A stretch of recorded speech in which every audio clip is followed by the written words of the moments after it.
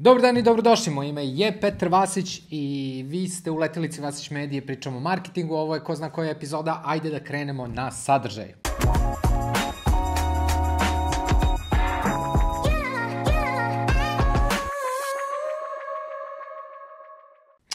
Ok, ono što se desilo ove nedelje je da sam izbacio jedan klip na TikToku, u svakom slučaju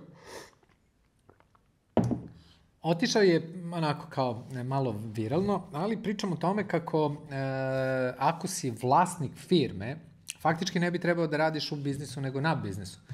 Ispričao sam to da treba da budeš dizajner tog biznisa, da ne budeš faktički, da kažemo, radnik unutar biznisa. Jer ako to napraviš, onda si napravio sebi posao, nisi napravio biznis. Jer si jednostavno zavisni, mislim, sve zavisi od tebe. I to je u principu jedna od najvećih grešaka ljudi koji tek kreću u preduzetništvo je baš to.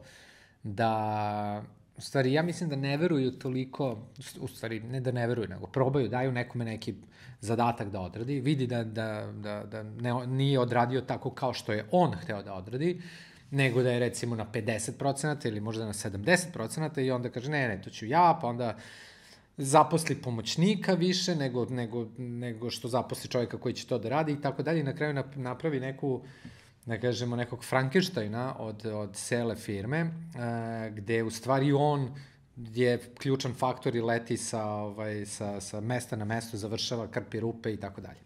Ne znam zašto na TikToku ljudi ne veruju i onda kada su bile neke... U stvari, ovo je klip, ajde pogledamo klip.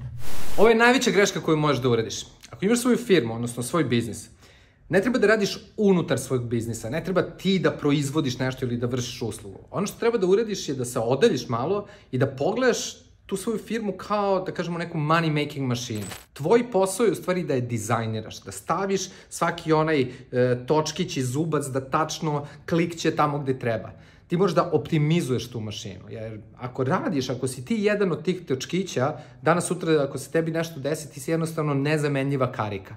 Ovako, ako postaviš da biznis radi faktički bez tebe, na kraju krajeva možeš i da ga prodaš. U svakom slučaju, onda su bile ovakve neke izjave ljudi, što mi govori u stvari da ljudi hoće da se bave preduzetništvom, ali stvarno da ne znaju kako. Ono što se meni desilo, ja sam upoznao, odnosno kada sam uzeo investiciju od poslovnih anđela, tada mi je jedan investitor dao jednu mnogo zanimljivu knjigu. Knjiga se zove E-Myth i u stvari to je knjiga koja faktički, da kažemo, objašnjava jednu stvarno ključnu stvar u preduzetništvu, a to je standardizacija radnih postupaka. I zašto je to toliko bitno? Bitno je da kada napraviš, da kažemo, neku da kažemo, hipotezu kako bi to izgledalo, kako bi bio ceo taj, kako bi firma izgledala, da kažeš, ok, ta operacija je toliko velika, toliko ljudi bi to trebalo da odradi, mislim, tu količinu posla. Da kažeš, aha, ovaj će da radi to, ovaj to, i napraviš nekako, da kažemo, nacrt.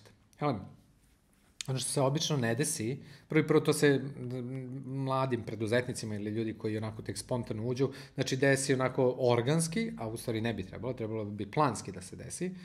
Tako da već na samom početku ti moraš da znaš šta ćeš da izgradiš. Ako ne znaš šta ćeš da izgradiš, tebi će se desiti da nešto. U stvari ti trebaš planirano da gradiš firmu i da imaš, da kažemo, roadmap. Aha, prvo ćemo ovo. Kada to zaživi, to će da hrani ovaj deo firme, taj deo će onda ovo, bla, bla, bla, i da kažemo da imaš neki roadmap, što mi kažemo, neki, da kažemo, putokaz, ne putokaz, nego mapu faktički, da kažemo plan kako ćeš da se krećeš kroz tu avanturu. U svakom slučaju, put do toga je da se svako radno mesto faktički standardizuje. Znači da se napravi, ok, Žikić dolazi na posao, ne znam, u 9, kada god, pije kafu od 9 do 9:15, ne znam, troši 2 kašičice kafe, 1 kašičicu šećera, znači bukvalno ideš dotle. Zašto? Zato što na kraju krajeva ti ćeš morati da kupiš određenu količinu šećera svaki mesec za tu kancelariju, mislim, odnosno ako budeš imao više kancelarija, morat ćeš prilike da znaš koja je potrošnja šećera, u suprotnom će jednostavno ti kradu šećer. Jer ćeš ti, ako imaš recimo 5 takvih, da kažemo, ajde ih nazovemo franšiza, ali ajde ne pričamo o franšizi, da kažemo 5 poslovalnica, bi rekli Slovenci, ali ja ne znam kako se kaže na srpskom. U svakom slučaju, na 5 mesta se odrađuje tvoja usluga ili neki produkt koji pravite, ili prodavnica, ili šta god da je. Ti možeš stvarno da znaš tačno koji su troškovi. Ok. I onda faktički napraviš, da kažemo, user manual za to mesto. I čovjek kada dođe na posao, njega u stvari dočeka jedan set papira, gde će on faktički da se nauči kako da se opravlja taj posao. I mislim, to je cela poenta. Evo, kada vi napravite sva ta, da kažemo, objašnjenja za svaki posao, onda naravno dolazi do optimizacije i dolazi do toga kako da kažemo, jedno radno mesto funkcioniše sa drugim radnim mestom i kako se dopunjuje i šta se tu dešava i, da kažemo, ceo organizacioni sistem morate da napravite. To je ključ. Jer ako si unutar firme, mislim, to je vrlo opasno, pogotovo je opasno za sve ljude koji rade unutar te firme, jer ako se tebi nešto desi, ta firma neće moći da funkcioniše bez tebe, jer ti jedini znaš šta se dešava i na koji način i kako se to dešava. Ovako faktički ti gradiš nešto što može da ima život, mislim, svoj život i da živi samo za sebe i to je u stvari način kako se i prodaje na kraju krajeva firma, jer niko neće da kupi tvoju firmu ako si ti glavni igrač unutra, mislim, onda, znaš, to je kao da kupi tvoj posao, mislim, suludo. Tako da i to je glavna stvar i ta knjiga i mit stvarno preporučujem svima koji hoće da se bave preduzetništvom, mislim da je ključna je da razumete uopšte kako da razmišljate o biznisu, ne ono kao, ja ću sada da radim, da izginem, pa ću ne znam nija koliko sati da radim dnevno, to nema, mislim, stvarno koliko sati radiš dnevno je da kažemo, jedna varijabla, jedna informacija koja apsolutno sa uspehom nema nikakvih dodirnih tačaka, ono. Mislim, sa realnim uspehom, da kažeš, ono, ok, ja hoću, ne znam, znaš, kao može da ima uspeh određene te note gde ti radiš, nota, ne kaže se nota, ali, znaš, kao zato što ti ne možeš da se multiplikuješ. Eto, ok, super, radiš 18 sati dnevno. I kako dalje, kako se to razvija, mislim. Fora je u stvari da tvoj output, ono što ti stvarno radiš, je nešto što donosi, da kažemo, dosta veću dodatnu vrednost, odnosno ti organizuješ taj deo i gledaš kako će to da funkcioniše kada bude 1000 ljudi, kada bude 10.000 ljudi, ili 100 ljudi, ili kakav god da ti je biznis. Znači, to je ono čime možeš da se baviš. Da unutra, ne znam, gineš, ideš levo, desno, mislim, to je samo znak da nešto nije dobro napravljeno. Naravno, mislim, ja ne pričam da na početku preduzetnici ne trebaju da rade, apsolutno, to je jedini način da u stvari izgradiš sve te pozicije, jer ti moraš u svakom slučaju nekako da prođeš kroz njih. Mislim, i moraš, ako ništa drugo, da znaš koga da zaposliš na to mesto, zbog toga moraš dobro da poznaješ to mesto i da razumeš o čemu se tu radi. Ne kažeš, ok, da, ja bi možda uradio to 100%, ali, ok, ovaj će da radi 70%, onda uzmeš pa zaposliš dvojicu na to radno mesto i dobiješ 140%, ne dobiješ 100% i tako rešiš ako je problem stvarno da se nešto uradi, ono, da kažemo, do kraja. A ako ne, onda kažeš, ok, evo, slažem se, može 70%, ali mora da je konsistentno i mora da bude, da kažemo, da imamo jedan higijenski minimum ispod koga ne pada naša usluga ili naš produkt. Tako da svako ko ne veruje u to da trebaju da se standardiziraju radni procesi i da ne treba da radiš u svojoj firmi, nego da radiš na svojoj firmi, jednostavno, ne znam, zato što su bili komentari kao, da, kao samo to ne može u Srbiji. Nije bitno da li Srbija ili fucking Mars, ono. Ovo je, da kažemo, koncept kako u stvari da izgradiš firmu. Ja mislim, firmu moraš da kreneš da gradiš kao da gradiš franšizu, kao da ćeš da to franšiziraš. Šta znači franšiziranje? U stvari, kažeš, ova money making mašina funkcioniše na taj način, ovo su, da kažemo, skripte, ovo je faktički user manual za svakog čoveka koji radi unutar toga i kada se sve to naučite, možete da otvorite Starbucks, recimo, koji, opet sad do to, on ima neke svoja pravila, recimo, sad ja ne znam tačno, ali Starbucks mora da bude negde gde u, ne znam, radijusu živi, lupam, 1,5 miliona ljudi, znači bukvalno lupam gluposti. I tu ako otvorite i ako uredite to i zaposlite te i ponudite to, ta stvar treba da funkcioniše. Što se tiče franšiza, dosta je komplikovanije, jer ti u stvari kao franšizi moraš da držiš te ljude na neki način, recimo Secret Sauce od McDonald'sa, Ili, ne znam, brandom ili kako god, ali znači moraš da ga držiš nekako da kada on znači, vidi sve kako to funkcioniše, kaže, ok, ja ću to da radim sam. Aha, ne možeš zato što šta. Tako da ako si franšizi, moraš u stvari da rešiš to, zašto on ne može bez tebe. Ali to je možda priča za neki drugi klip. Da, tiktokeri, eto, ovo je poruka za vas, ne lupetajte gluposti. Idemo dalje. To je bila knjiga i mit. Uzmite ovu knjigu ako vam je ovo zanimljivo. I stvarno, meni to je jedna od knjiga koja mi je stvarno mnogo pomogla. I by the way, čisto da smo jasni, znači sve te non-fictional knjige, mislim, čisto da se razumemo, znači, ljudi, ja ne znam, kao ovaj čita 100 knjiga godišnje. Mislim, ne znam što ljudi se hvale sa nebulozama. Ja mislim da non-fictional knjige, tipa e-myth, tipa neke knjige o biznisu koje vam faktički pomažu da ne morate sve sami da provalite, nego ima ljudi koji su već bili tamo. Nije dovoljno stvarno jednom da pročitate. Mislim, i ja stvarno mislim da je bolje da naučite knjigu. Znači, knjigu kada, bar ja ne znam, ja čitam dosta knjiga, ali te knjige koje, u stvari ih čitam samo da bi našao, čak ni ne čitam ih cele, ja lažem, mislim, ja ih bukvalno pokušavam da skapiram šta je napisano u knjizi. Ako skapiram o čemu se radi, ja tu knjigu jednostavno, mislim, batalim. Jer obično su knjige tako napisane kao ima jedna jaka tema i onda on tu, odnosno ideju, ispriča na 100.000 načina samo da bi dobio, ne znam, knjigu od 150 strana. Mislim, potpuno bez veze. Tako da ja gledam, kako sam skapirao, to je to. I ima do duše knjiga koje su toliko napunjene, da kažemo, znanjem i nečim što sa mnom rezonuje, da sam rekao, ok, smatram ovo kao moj udžbenik i ako smatraš kao udžbenik, uzmeš i jednostavno je naučiš. To da pročitaš jednom knjigu, apsolutno ništa ne znaš. To je otprilike kao da se spremaš za ispit i kao, znaš, kao pročitao sam knjigu. Mislim, da. Šta znaš od toga, znaš neku ideju, znaš, u principu znaš da opišeš šta naslov govori, znaš, radi se o tom i tom. Ali ako stvarno hoćeš da usvojiš to znanje, ja ne znam, mislim, imam neke knjige, ja sad nemam ovde, ali kojima se vraćam non stop, mislim, imam ih na stolu. Stvarno je, mislim, bitno je, jer ima toliko, pogotovo, evo vidjet ćete, taj e-myth, stvarno je toliko kondenzovana stvar da kažeš, ok, mislim, ovo moraš da znaš. Ja imam podvučeno, izvučen iz, kako se zove, skripte. Da, skript sam napravio bukvalno njemu.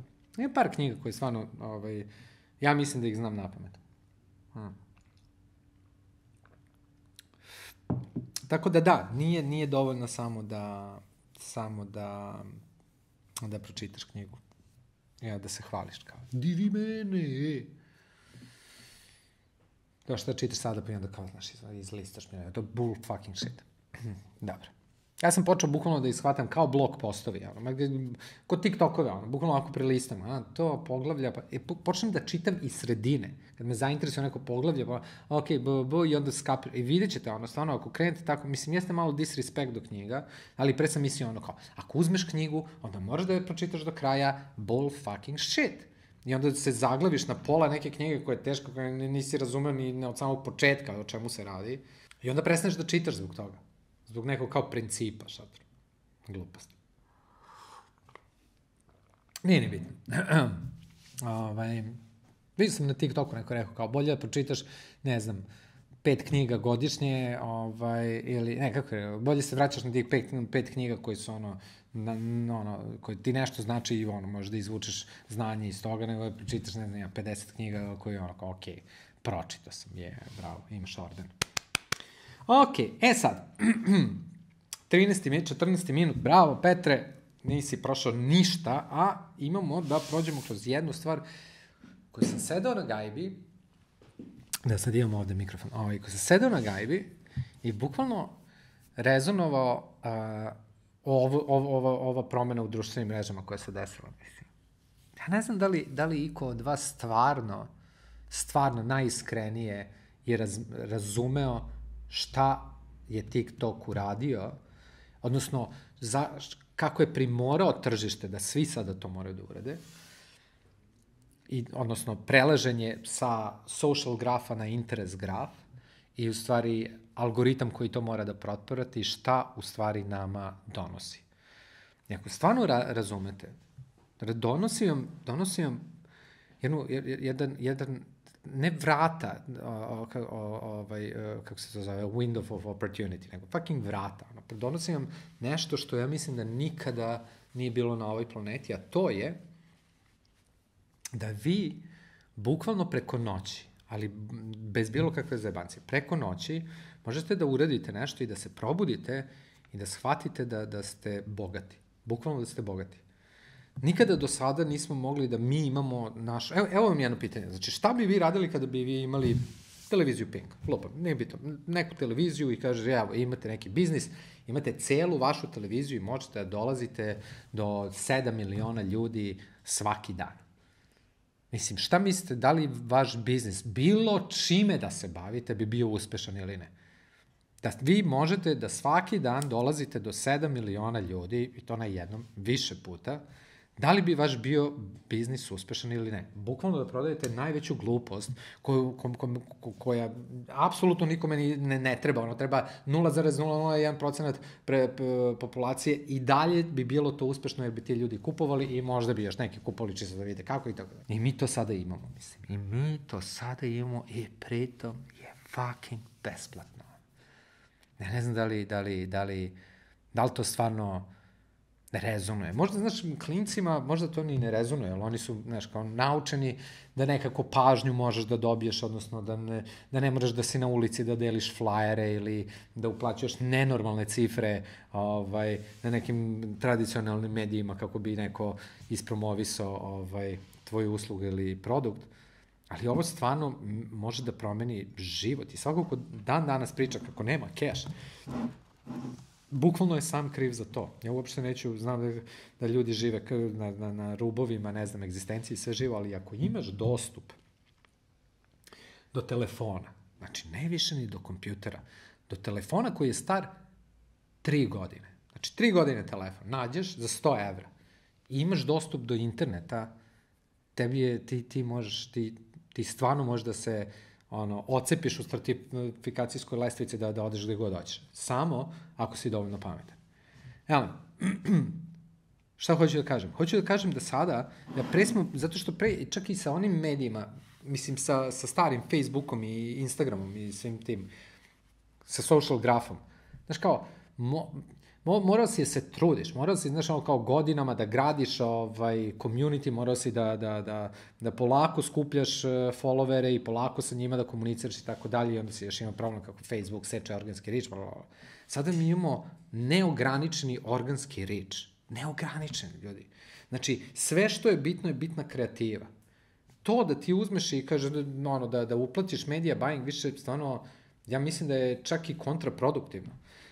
Mislim, i dalje to drži, hvala Bogu, i trebate da zakupljujete medije, nije to, ali ako ne prođeš kroz kreativu i ne shvatiš šta algoritam hoće na novim platformama, znači na TikToku, Shortsu, Reelsu i tako dalje, jednostavno nećeš biti uspešan. To je oglas će da dođe i samo će neko da sklizne, samo će I don't care, to će biti. Ali ako ovo shvatiš, to shvatiš da bukvalno tvoj prvi klip ćeš da izbaciš i možda će da ode na 2-3 miliona pregleda. Na 2-3 miliona pregleda, vi razumete šta uopšte, koje su to količine pregleda? Znaš kao, ja ne znam da li ste ikada u životu delili flajere, ali ti da podeliš 2000 flajera je fucking posao, stvarno je fucking posao, možeš da čučiš ne znam, tipa 5-6 sati ispred, mislim, da to radiš na ulici, Znači, to je 2000. 20.000, onda razumete koliko je, 200.000, znači, samo, znači, te proporcije, mi smo malo poludeli, mislim, svi, šta je kao pa 2 miliona pregleda, znači, šta je 2 miliona pregleda, ljudi? U svakom slučaju, ono što hoću da kažem je, ako imaš biznis, prestani uopšte, ja bih samo rekao, redefiniši sve, znači, očigledno ne funkcioniše advertising koji sada zamišljamo, odnosno možda funkcioniše, samo je fucking preskup, ko što kaže kao da, ali funkcioniše reklame. Da, ali moraš da platiš $500.000 evo. Znači kao 50.000, 60, 100.000 evra možda za neki dobar, onako da kažemo, oglas kako treba, televizijski, i onda još 200-300.000 da upucaš u media buying, mislim, za te pare ne da treba da radi, nego treba da ne znam, šuri, a ne šuri. Šta hoću kažem? Hoću da kažem da je ovo sve besplatno. Odvojiš se, ocepiš se i kažeš, aha, ako je kreativa sve što treba da savladam sada, daj da se fokusiram u to, daj da krenem i da stvarno razumem i da razmontiram te platforme i na taj način da uspem. To je bukvalno prečica do uspeha, kao ne treba ti kapital da štekuješ, da se spremaš, pa onda da kažeš, ok, možda imam za 2 kampanje, u leto ću da ubacim jednu ću u zimu, ali ako ne prođu kako treba, mislim, pukli smo, ono. Toga više uopšte nema toga. Sediš i smišljaš forice i gledaš kako ćeš da integrišeš svoj produkt u dobar TikTok. I to je to. I to je to. Svi bi hteli da promene svoj život. Svi niko nije zadovoljan, svi misle da može više, može. Da, može više. Ovo je fucking put. Znači, jel si pre uvek ti imao faktički gatekeepere, ti jednostavno, znaš, sve je namešteno da veliki prolaze što lakše kroz sve, znaš, kao, kada narasteš dovoljno, onda ti je sve lakše, kapiraš. Sve dok si mala firma, je sve namešteno da ne uspeš, da ne postaneš velika firma. Zašto? Zato što velika im ne odgovara konkurencija.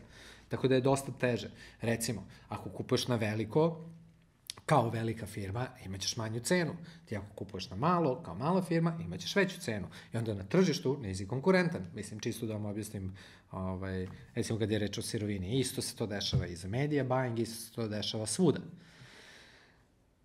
Osim na fucking TikToku i na interes grafu. Osim tu. Nije bitno da li si veliki, mali, da li si bukvalno trougao. Apsolutno nije bitno. Ako si dovoljno kreativan, ti možeš da dođeš do organskog riča, što je najbolji, by the way, rič, jer plaćen je, čak i za taj plaćen, znači moraš ono što ide organski, znači moraš da testiraš i onda da platiš. Da smo pričali već 100 puta. Je li tako? Jej, nešto smo se i naučili na ovom kanalu. Slab sam danas sa energijom, apsolutno, bio sam na treningu, tako da sam fucked up. I dalje jurimo Brad Pitt look, ali nikako da dođemo dotle. Nije bitno. Da.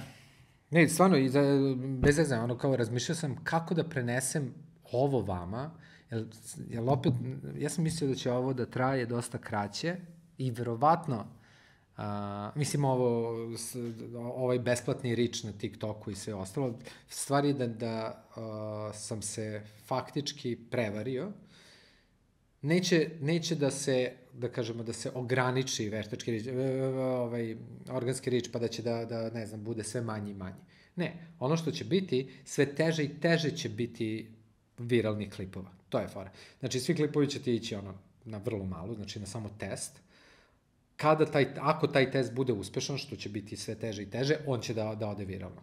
Tako da ćete imati desetine i desetine klipova koji nigde ne idu i onda jedan koji je otišao na 5 miliona.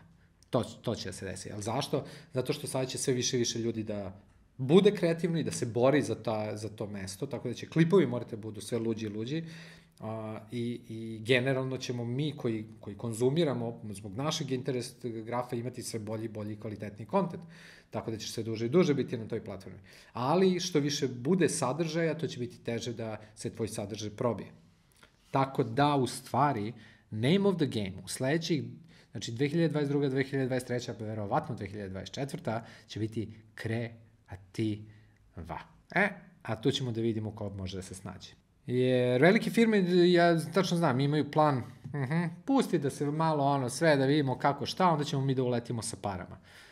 Da, funkcionisat će, ali vrlo će biti teško mislim, funkcionisat će, ali morat će prvo da nađu koje klipove i kako se to radi. Znači, definitivno, ako vi sada krenete sa ovim, imat ćete, da kažemo, prednost pred njima, zato što ćete znaćete više o platformi kako da se snalazite tu nego neko ko dođe sa strane. Tako da, to je cookie za danas i htio sam da vam stvarno obratim pažnju na to, jer ja ne znam koliko će to da traje, a traje će verovatno dosta, mislim, već još neko vreme, zato što vidimo da Shorts kreće ozbiljno, Reel se trudi da nekako uhvati korak sa celim interes grafom, tako da ulazimo u ovu igranku i bit će ja mislim, zanimljivo. Dobro. Imam još jednu temu, Da li je ovo 24 minuta? Ajde, idemo. Neka bude, ajde probam, testiramo malo drugačije formate. Pošto sam rekao da na ovom kanalu, jer sada i ja, mislim, malo tražim sadržaj za sebe kako tačno se plasira, jel? YouTube, ajde dobro, nećemo da ulazimo u tome što ja radim, ali u svakom slučaju i ja testiram, što bi trebali i vi. Tako da će ovaj klip biti malo duži. I sada pričamo o tome kako izgraditi luksuzan brand, luxury brand. Zašto to pričamo? Zato što imamo par klijenata koji su nas pitali takve stvari i onda sam mislio, ovo možda može da zanima i vas. Ok, glavna razlika o tome kada pravite, mislim, ok, ajde ovako. Luksuzni brand je u stvari povezan sa, kako se to kaže, jednom željom. Znači, desire treba da je glavni driver luksuznog brenda. Znači, da ti je nešto blizu, ali je nedohvatljivo. To je ono što ti želiš. Da, ja uvek imam taj primer iz Berlina, kao svi hoće da uđe u klub u koji ne može da se uđe. Tipa u Berghain, zato su one nenormalne linije. Ali je to cela fora. Ili, ne znam, Apple, svi kao žele, Apple recimo kaže kao ne možemo da naštampamo toliko telefona u Kini. Nije to, nego je fora da ti u stvari, oni hoće da naprave, da ljudi spavaju ispred prodavnice i da čekaju da se pojavi novi telefon. Znači ti možeš da se igraš sa željom. Ta želja mora da bude, da kažemo, u prvom planu. I sad kako se ona komunicira? Mislim, naravno, ako možete svakako, i storytelling može da bude tako napravljen, ali glavno je da vi u stvari posmatrača nekako odaljite od realnosti, da te neke stvari, recimo, ne znam, ako gledate plakate za, ne znam, parfeme ili neke high-end brendove, uvek su, ne znam, nisu napravljeni da su u nekoj klasičnoj situaciji gde bi se ti eventualno našao, ti si kao na parku na klupi u parku ili si, ne znam, kao u automobilu, ne. Obično su tu ili neki, da kažemo, svetovi koji uopšte nisu realni, gde to, ne znam, znaš kao, kako se zove, parfem se vrti u nekoj, ne znam, kosmosu ili, ne znam, iz nekoj dimenzija dolaze ljudi ili je nešto, ne znam, neki art uključen u to, tako da nešto što tebi nedopipljivo. Tako da,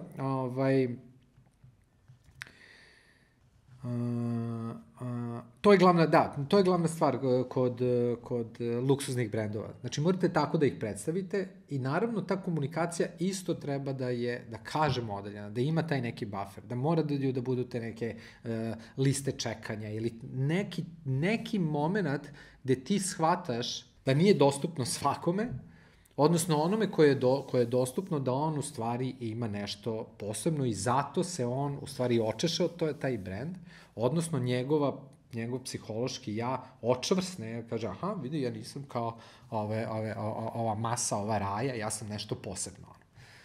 To je cela logika kod luksuznih brendova.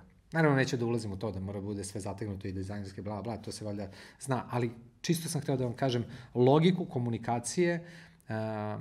Jednog prijatelja koji sad ulazi u priču sa parfemima, mislim. I baš smo pričali i razmišljali o tome kako u stvari da se to postavi. Tako treba da se postavi. Šta tačno je tema, koji je skin oko svega toga, to je stvar debate, zavisi šta hoćeš da komuniciraš i uopšte šta je produkt ili usluga, ali logika treba da bude ovakva. Hvala vam da ste gledali i ovu epizodu.